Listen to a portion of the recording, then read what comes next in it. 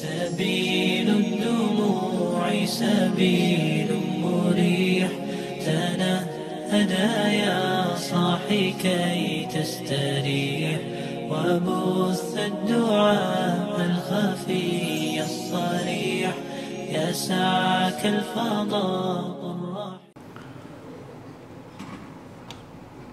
السلام عليكم ورحمة الله وبركاته. الحمد لله الذي جعل شهر رمضان شهر مبارك الذي فيه كتب الصيام على المؤمنين والمؤمنات وأمرنا بأن نعمل الصالحات. أشهد أن لا إله إلا الله وحده لا شريك له وأشهد أن محمدا عبده ورسوله جاء بالهدى والبينات والصلاة والسلام على رسول الله محمد صلى الله عليه وآله وسلم وعلى كل عبد بفعل الصالحات. أما بعد. Hadirin wal hadirat jamaah salat Isya dan salat sunat tarawih Masjid Babus Salam yang insya Allah kita semua sama-sama dirahmati dan diridhoi oleh Allah Subhanahu wa ta'ala. Syukur alhamdulillah malam hari ini kita masih diberi berbagai nikmat oleh Allah Subhanahu wa ta'ala. Kita masih diberi nikmat sehat wal afiyah, nikmat panjang umur, serta nikmat Islam wal iman. Dengan adanya nikmat-nikmat tersebut, kita tempatkan nikmat itu di jalan yang Allah ridhai, yaitu sama-sama melaksanakan salat Isya berjamaah, dan nanti kita akan lanjutkan dengan salat sunat tarawih. Hadirin, wabil khusus kepada para pengurus Masjid Babus Salam, akhina fillah al-mukarram al-ustad Haji Zainuddin, mata'anallah bituli hayatih, kita doakan beliau dipanjangkan umur oleh Allah, sehatkan badan dan senantiasa dapat memfasilitasi kegiatan syiar Islam di masjid yang kita cintai ini. Hadirin yang dimuliakan Allah, ada dua kata dalam agama kita yang mendapat perhatian dari Allah Subhanahu wa ta'ala. Kata yang saya maksud adalah fikir dan zikir. Hadirin, fikir dan zikir itu merupakan dua hal yang harus selalu kita selaraskan di dalam hidup ini. Karena dari fikir itulah akan bisa kita wujudkan yang namanya kuwatul ilmi. Kekuatan ilmu ada pada fikir, yang objeknya tidak lain adalah makhluk-makhluk Allah. Sementara hadirin, dari kata zikir itu akan dimungkinkan muncul yang namanya kekuatan iman, kuwatul iman, kekuatan takwa, kuwatut ta'ah, dan kekuatan akhlakul karimah. Jadi dua hal ini di dalam agama kita harus mendapat perhatian yang sungguh-sungguh. Oleh karenanya saya berterima kasih kepada Ta'mir Masjid yang memberikan tema untuk ceramah Ramadan bagi Al-Fakir adalah fikir dan zikir menyelaraskan hidup yang harus kita raih. Hadirin yang dimuliakan Allah Subhanahu wa ta'ala, seperti apa gambaran orang-orang atau hamba-hamba Allah yang mampu menyelaraskan fikir dan zikir itu? Dan apa dampaknya bagi manusia manakala dia tidak mampu menyelaraskan fikir dan zikir di dalam kehidupan ini? Dan pertanyaan selanjutnya, apa yang menyebabkan orang tidak mampu untuk melakukan fikir dan zikir itu. Hadirin yang dimuliakan Allah Subhanahu wa taala. Allah Subhanahu wa taala sesungguhnya sudah menggambarkan kepada kita sekalian bagaimana orang-orang yang mampu menyelaraskan fikir dan zikir itu. Tepatnya kalau kita buka di dalam Al-Quran, surat Ali Imran ayat 190 sampai dengan 194. Maka Allah dengan jelas menggambarkan bagaimana karakteristik dari orang-orang yang mampu menyelaraskan antara fikir dan zikir. Allah berfirman di sana, a'udzubillahi minasyaitonir rajim. Bismillahirrahmanirrahim. Inna fi khalqis samawati wal ard wa ikhtilafil laili wan nahar la ayatul liulil albab. Sesungguhnya kata Allah, pada penciptaan langit dan bumi dan silih bergantinya antara siang dan malam, la ayat, ada tanda-tanda kebesaran Allah. Ada tanda-tanda kekuasaan Allah yang harus kita fikirkan, yang harus kita renungi. Dan siapa yang mampu melakukan fikir, merenungi atas ciptaan Allah itu, kata Allah, liulil albab, yaitu orang-orang yang mampu memanfaatkan akal, fikiran, hati nuraninya secara jernih untuk memikirkan itu. Bagaimana Allah menciptakan langit dengan berbagai macam makhluk-makhluk Allah yang lainnya. Bagaimana Allah menciptakan bumi yang di dalamnya itu, yang di hamparannya begitu banyak makhluk-makhluk yang Allah ciptakan di sana. Dan bagaimana Allah mempersilih gantikan antara siang dan malam. Semua itu mampu difikirkan oleh hamba Allah yang Allah sebutkan di situ adalah para ulil albab. Orang-orang yang mau berfikir, orang-orang yang mau mempergunakan potensi dirinya untuk memikirkan ciptaan Allah itu. Dan mereka itu kata Allah, alladzina yadhkurunallaha qiyaman wa qu'udan wa ala junubihim. Para ulil albab itu orang-orang yang mampu berfikir atas ciptaan Allah, selalu mengingat Allah, selalu berzikir. Baik zikir dalam arti zikir yang akbar, yaitu salat, dalam keadaan berdiri, kalau dia tidak mampu dalam keadaan duduk, kalau tidak mampu dalam keadaan berbaring. Tetapi ulil albab tidak hanya sekedar berzikir, wa yatafakkaruna fi khalqis samawati wal ard. Dia selalu memikirkan bagaimana Allah menciptakan langit dan bumi itu.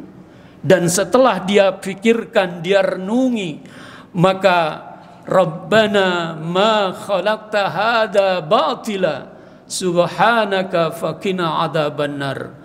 Maha suci Allah, kata hamba Allah yang ulil albab itu, tidak ada satupun ciptaan Allah yang sia-sia. Tidak ada satupun makhluk Allah yang tidak bermakna bagi kehidupan kita manusia. Itu yang didapat dari orang-orang yang selalu memikirkan tentang ciptaan Allah dan selalu ingat kepada Allah Subhanahu wa taala. Tidak sampai di situ hadirin, dilanjutkan orang-orang yang ulil albab ini, dia tahu persis betapa hinanya orang-orang yang dimasukkan ke dalam nerakanya Allah. Sehingga dia mengatakan, dia berdoa dalam ayat itu, Rabbana, ya Allah, orang-orang yang telah Engkau jerumuskan ke dalam neraka-Mu adalah orang-orang yang benar-benar hina di mata Allah dan tidak ada pertolongan bagi orang-orang yang zalim. Orang yang ulil albab ini manakala diseru kepadanya, ya, diseru kepada orang-orang yang selalu berpikir ini tentang berimanlah kalian kepada Allah, maka dia akan segera fa'amanna. Dan tidak cukup hanya itu, Rabbana faghfir lana dzunubana. Dia selalu memohon ampun atas dosa-dosa yang telah dia lakukan. Tidak cukup hanya memohon ampun atas dosa-dosa yang Allah maafkan dan Allah beri pahala, wa kaffir anna sayyiatina. Dan dia memohonkan agar kesalahannya dimaafkan. Ini yang diperintahkan oleh Rasulullah di saat kita berada di malam-malam terakhir di bulan Ramadan, di saat kita ingin berharap mendapat yang namanya Lailatul Qadar. Maka doa yang kita panjatkan tidak lain adalah kita mohon kepada Allah agar kita mendapat afu. Allahumma innaka afun tuhibbul afwa fa'fu anni. Allahumma innaka afun tuhibbul afwa fa'fu anni. Ya Allah, ampuni kami ya Allah. Afunya Allah itu tidak hanya sekedar memaafkan, tetapi Allah akan menghapus kesalahan-kesalahan orang itu dari catatan amalnya selama dia hidup di dunia. Hadirin yang dimuliakan Allah Subhanahu wa taala. Orang yang selalu berfikir dan berzikir, di saat dia menerima perintah Allah, maka yang ada dalam benaknya perintah Allah itu. Apakah itu yang namanya salat? Apakah itu yang namanya puasa? Yang namanya zakat, infak, sedekah, tadarus Al-Quran, silaturahim, semua ibadah. Itu merupakan karunia dan nikmat dari Allah yang harus disyukuri. Dan bagi orang-orang yang berfikir dan selalu berzikir, perintah itu bukan beban, tetapi perintah ibadah itu adalah kebutuhan. Sehingga hadirin yang dimuliakan Allah, orang-orang yang seperti ini selalu merindukan untuk beribadah kepada Allah, untuk menghabiskan waktu-waktunya di jalan yang diredhoi oleh Allah Subhanahu wa taala. Hadirin jamaah salat tarawih Masjid Babus Salam yang insyaallah kita semua dirahmati dan diredhoi oleh Allah. Kalau Allah jelaskan gambaran orang-orang yang menyelaraskan antara fikir dan zikir seperti yang dijelaskan dalam surat Ali Imran 190 sampai dengan 194 tadi. Seperti apa orang-orang yang tidak mampu menyelaraskan fikir dan zikir dalam kehidupan ini? Jadi kebalikan dari ulil albab, ada orang yang Allah jelaskan mereka adalah golongan orang-orang ghafilin, orang-orang yang lalai, orang-orang yang sesat. Mereka itu dijelaskan oleh Allah dalam surat Al-A'raf ayat 179. Walaqad dzara'na li jahannama katsiran minal jinni wal ins. Sungguh Allah telah menyediakan yang namanya Jahannam, neraka Jahannam yang kebanyakan isinya terdiri dari makhluk jin dan manusia. Siapa mereka itu yang dijerumuskan Allah ke dalam neraka Jahannam? Lahum qulubun la yafqahuna biha. Mereka punya yang namanya hati nurani. Mereka punya yang namanya akal fikiran, tetapi la yafqahuna biha.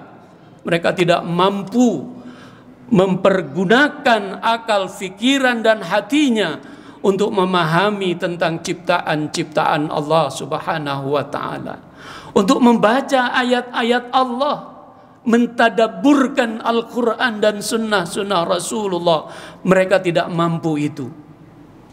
Lalu mereka itu sebenarnya diberi sama Allah Subhanahu wa taala Apa? Mereka punya mata, tetapi mereka tidak mampu untuk melihat ayat-ayat Allah.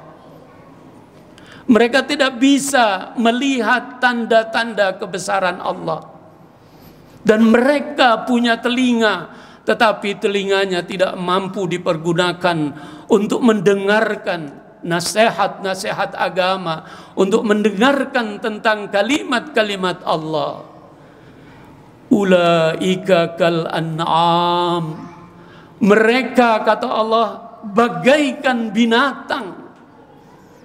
Bahkan dilanjutkan, balhum adal, lebih sesat, lebih hina daripada binatang. Karena binatang tidak diberi akal oleh Allah, dia diberi panca indera, tapi panca inderanya masih digunakan untuk memenuhi kebutuhan hidupnya. Tetapi makhluk manusia yang semacam ini, Allah gambarkan kal an'am balhum adal ulaika humul ghafirun. Mereka adalah orang-orang yang lalai. Hadirin yang dimuliakan Allah Subhanahu wa taala. Orang-orang yang tidak mau berfikir, orang-orang yang enggak mempergunakan akal fikirannya, tidak mempergunakan panca inderanya, mereka itu di dalam menerima perintah ibadah, maka ibadah itu bagi orang-orang yang ghafilin ini adalah satu beban. Perintah ibadah itu adalah sesuatu yang memberatkan. Sehingga kalau toh mereka sholat itu kusala, kata Allah. Karena dilakukan dengan malas. Kalau mereka berinfak, infaknya itu karihun, karena terpaksa. Tidak ada makna dari orang-orang yang ibadah seperti itu. Karena orang-orang yang tidak berfikir, dia tidak memahami hakikat sesungguhnya dari suatu ibadah. Mereka tidak memahami bahwa perintah Allah itu semua kembali untuk kepentingan dan keuntungan manusia. Sehingga orang-orang yang semacam ini, kalau toh dia beribadah, maka ibadahnya hanya sekedar mereka lakukan. Bahasa yang sering kita dengar, hanya sekedar rutinitas ritual. Orang puasa ikut puasa, orang tarawih ikut tarawih, orang tadarus ikut tadarus, tapi dia tidak memahami apa sesungguhnya ibadah yang dia lakukan itu. Untuk apa? Apa tujuannya? Apa hikmah di balik ibadah itu? Tidak ada bagi orang-orang ghafil yang tidak memahami, tidak mempergunakan akal dan zikirnya itu. Akhirnya mereka digambarkan seperti orang-orang yang gagal dalam ibadah. Orang yang berpuasa, kata Rasulullah, kam min shaimin laisa lahu min siyamih illal ju' wal atas. Berapa banyak orang yang berpuasa, dari puasanya itu dia enggak dapat apa-apa kecuali lapar dan haus saja. Kenapa? Karena ibadah puasanya tidak dipahami, tidak difikir terlebih dahulu. Apa sesungguhnya puasa itu? Untuk apa puasa itu? Dan apa hikmah di balik puasa itu? Demikian juga orang-orang semacam ini kalau dia salat, digambarkan oleh Allah, fawailul lil musallin alladzina hum an salatihim sahun alladzina hum yuraun. Ini gambaran orang-orang yang beribadah tetapi tidak disertakan dengan fikir dan zikir. Sehingga ibadahnya hanya sekedarnya saja, tidak memenuhi syarat dan rukunnya, tidak memenuhi hakikat apa yang dia mau capai. Bisa jadi tidak ada keikhlasan di dalam beribadah, dan banyak lagi hal-hal yang dia tidak fahami, sehingga akhirnya ibadahnya sia-sia di mata Allah Subhanahu wa ta'ala. Hadirin yang dimuliakan Allah Subhanahu wa ta'ala, kenapa ada orang yang tidak mampu berzikir dan berfikir di dalam kehidupan ini? Jawabnya, orang-orang yang semacam ini karena dia tidak faham dan tidak mensyukuri sesungguhnya pada diri kita semua tanpa kecuali Allah sudah memberikan nikmat berupa potensi diri yang begitu luar biasa.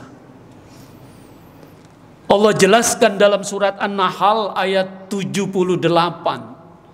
Wallahu akhrajakum min butuni ummahatikum la ta'lamuna syai'a wa ja'ala lakumus sam'a wal absar wal af'idah la'allakum tashkurun. Allah keluarkan kamu dari perut-perut ibu kamu dalam keadaan gak ngerti apa-apa. Siapa di sini yang baru lahir langsung mengerti tentang kehidupan? Tidak ada. Siapapun dia, begitu lahir, la ta'lamuna syai'a. Kita semua lahir dalam keadaan telanjang. Kita lahir dalam keadaan bodoh, nggak punya ilmu sama sekali. Tapi Allah yang Maha Rahman, Allah yang Maha Rahim, wa ja'ala lakumus sam'a wal absar wal af'idah la'allakum tashkurun. Allah kasih sarana berupa potensi yang namanya pendengaran, yang namanya penglihatan, yang namanya afidah. Afidah diterjemahkan akal budi, hati nurani. Ada juga yang mengatakan sel-sel otak pada diri kita manusia. Apa yang Allah harapkan ditutup oleh Allah, la'allakum tashkurun. Kalian syukuri itu semua. Fungsikan semua potensi yang ada pada diri kita. Namun sayang beribu sayang, di dalam 3 ayat yang lain, dalam surat As-Sajdah ayat 9, dalam surat Al-Mu'minun ayat 78, dalam surat Al-Muluk ayat 23, ayat yang senada tadi, yang Allah kasih ja'ala lakumus sam'a wal absar wal af'idah, ditutup oleh Allah dari 3 ayat yang lain. Qalilam ma tashkurun. Sangat sedikit dari hamba-hamba Allah yang sudah dikaruniai potensi diri berupa pendengaran, penglihatan dan akal itu yang bersyukur kepada Allah Subhanahu wa ta'ala. Karena mereka enggak bersyukur, artinya mereka enggak memfungsikan matanya, enggak difungsikan yang sesungguhnya, telinganya tidak difungsikan yang sesungguhnya, akal fikirannya, hati nuraninya tidak difungsikan dengan sebenar-benarnya. Akhirnya mereka tidak mampu berfikir dan berzikir. Na'udzubillah, tsumma na'udzubillah. Kita bermohon jangan sampai Allah jadikan kita sebagai hamba-hambanya yang tidak mensyukuri karunia nikmat yang sudah melekat pada diri kita sekalian, hadirin yang dimuliakan Allah. Untuk itu, mari di 10 malam terakhir ini ada momentum yang bagus, ada kesempatan yang sangat bagus untuk kita raih yang namanya keselarasan berfikir dan berzikir. Di mana bisa kita lakukan? Bisa di saat kita mentadabburkan Al-Quran. Di 10 malam terakhir mari kita tingkatkan tadabbur Al-Quran kita, kajian Al-Quran kita, pemahaman terhadap ayat-ayat Allah. Dan kita bisa juga melakukan zikir dan fikir itu di saat kita melakukan i'tikaf, di saat kita kontemplasi, kita bermuhasabah. Kita ingatkan semua ciptaan-ciptaan Allah. Pada diri kita begitu banyak yang Allah sudah ciptakan. Allah jaga diri kita. Ada malaikat-malaikatnya yang menjaga peredaran darah kita. Ada malaikat hafidhul lail, hafidhun nahar. Ada malaikat yang mengawasi gerak-gerik kita semua. Itu kalau kita fikirkan, maka akan muncul yang namanya quwwatul iman. Di mana Allah begitu kuasanya sehingga tidak ada alasan untuk kita tidak mahabbah kepadanya, tidak ada alasan untuk kita tidak ikhlas kepadanya, tidak ada alasan untuk kita tidak takut, dan kita selalu berharap dan meminta ridhonya dari Allah Subhanahu wa ta'ala. Dari hasil fikir kita akan melahirkan quwwatut ta'ah. Kita enggak punya apa-apa di dunia ini, kita tidak memiliki kekuatan apapun, maka tidak ada jalan lain kecuali kita taat kepada Allah. Imtithalul awamir wajtinabun nawahi. Dan dari situ kita akan mendapatkan kekuatan untuk berakhlakul karimah di dalam hidup ini.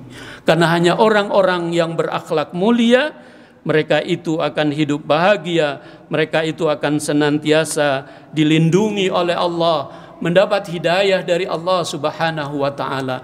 Karena poin terpenting dari penyelarasan zikir dan fikir itu adalah dapatnya hidayah dari Allah Subhanahu wa taala.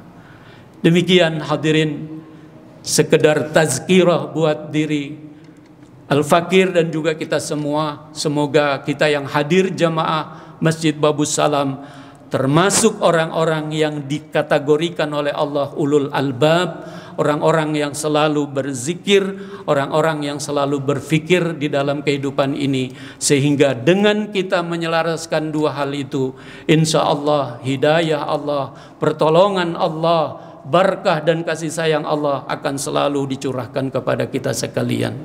Mohon maaf seandainya ada kurang yang berkenan di hati Bapak Ibu sekalian. Adanallahu wa iyyakum ajma'in. Assalamu alaikum warahmatullahi wabarakatuh.